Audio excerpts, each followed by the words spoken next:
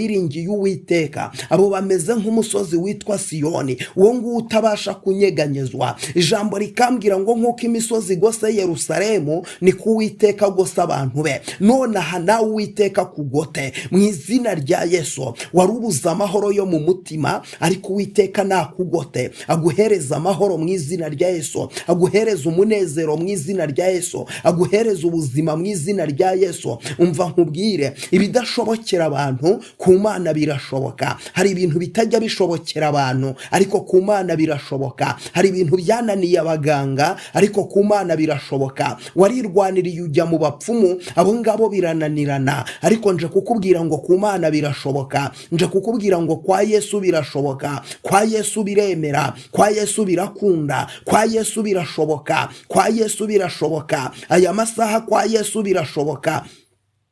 Kwa Yesu birashoboka mu izina rya Yesu. Kwa Yesu birashoboka. Ndagusaba wizere Imana, ibiganza byawe ndabisengera. Satani yabishyizemo inyatsi, nta mafaranga ucyakira, icyo ukoze cyose kiragenda, icyo ukoze cyose kiranga. None aha ndagusengera, umugisha w'Imana ukubeho. Ndirukana inyatsi mu biganza byawe, ndirukana ubukene ku buzima bwawe, ndirukana igisuzuguriro ku buzima bwawe.